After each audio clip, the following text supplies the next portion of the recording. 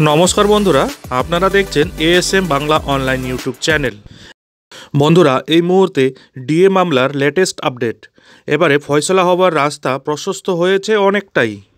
একদমই ঠিক শুনেছেন বন্ধুরা, সম্পূর্ণ বিষয়টি আলোচনা করব এই ভিডিওর মাধ্যমে, তাই ভিডিওটি স্কিপ না করে শুরু থেকে শেষ পর্যন্ত অবশ্যই দেখুন এবং চ্যানেলে নতুন হলে চ্যানেলটিকে সাবস্ক্রাইব করে বেল আইকনটি বাজিয়ে অল নোটিফিকেশন অন করে দিন এই ধরনের ডিএ সম্পর্কিত লেটেস্ট আপডেটগুলি সবার আগে পেতে। বন্ধুরা, পশ্চিমবঙ্গের রাজ্য সরকারি কর্মচারীদের ডিএ প্রাপ্তি সংক্রান্ত মামলার ক্ষেত্রে মিলেছে সুপ্রিম কোর্ট থেকে নতুন আপডেট।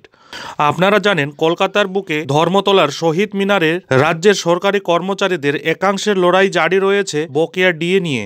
সম্প্রতি তাদের অনশন শুরু হয়েছে। ইতিমধ্যেই এই মামলার বেশ কয়েকটি তারিখ পড়েছে। ফের কবে উঠতে চলেছে মহামান্য সুপ্রিম কোর্টে এই মামলা, তা নিয়ে প্রকাশ্যে এবার এলো একটি বিরাট আপডেট। এই প্রসঙ্গে সরকারি কর্মচারী পরিষদের সভাপতি দেবাশিস শীল বলেন, 5ই ফেব্রুয়ারি এই মামলার সম্ভাব্য শুনানি হতে পারে।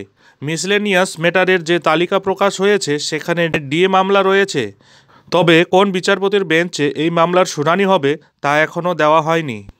আর কয়েকদিন পরেই মহার্ঘ ভাতা নিয়ে বিশেষ খুশির খবর আসতে চলেছে সরকারি কর্মচারীদের জন্য।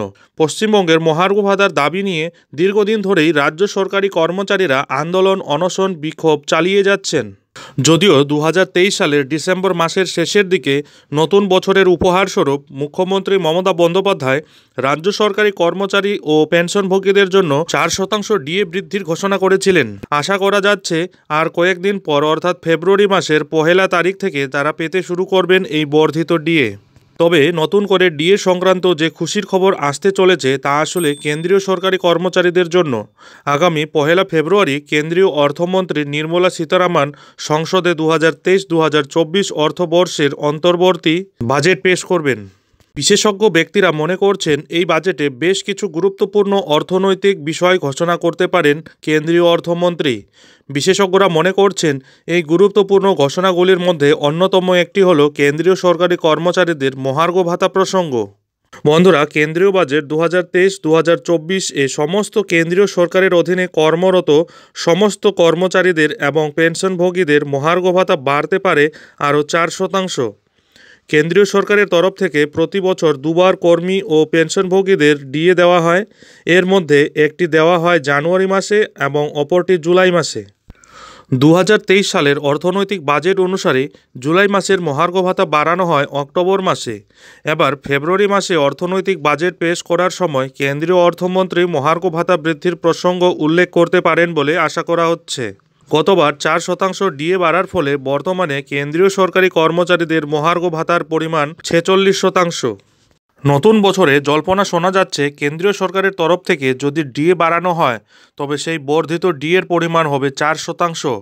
এর ফলে কেন্দ্রীয় সরকারি কর্মচারী ও পেনশনভোগীদের ডিএর পরিমাণ হবে 50%। তবে শুধু মহার্ঘ ভাতার প্রশ্নই নয়, বিশেষজ্ঞরা মনে করছেন নতুন বাজেট পেশ করার সময় বকেয়া এরিয়ারের টাকাও মিটিয়ে দেওয়া হতে পারে।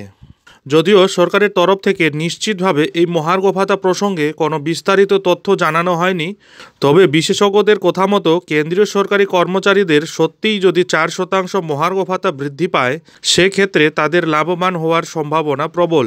কারণ 50% ডিএ হলেই চালু হবে অষ্টম পে কমিশন। অষ্টম পে কমিশন গঠিত হলে কেন্দ্রীয় সরকারি কর্মচারীদের বেতন এক লাফে অনেকটাই বৃদ্ধি পাবে। আশা করা যাচ্ছে লোকসভা ভোটের আগেই মহার্ঘ ভাতা সংক্রান্ত এই সুখবর পেয়ে উপকৃত হতে চলেছেন কেন্দ্রীয় সরকারি কর্মচারী সহ পেনশনভোগীরাও। যাই হোক বন্ধুরা, এই ভিডিওটি এখন এখানেই শেষ করছি। ভিডিওটি ভালো লাগলে ভিডিওতে অতি অবশ্যই একটি লাইক দেবেন এবং বন্ধুদের মধ্যে শেয়ার করে দেবেন।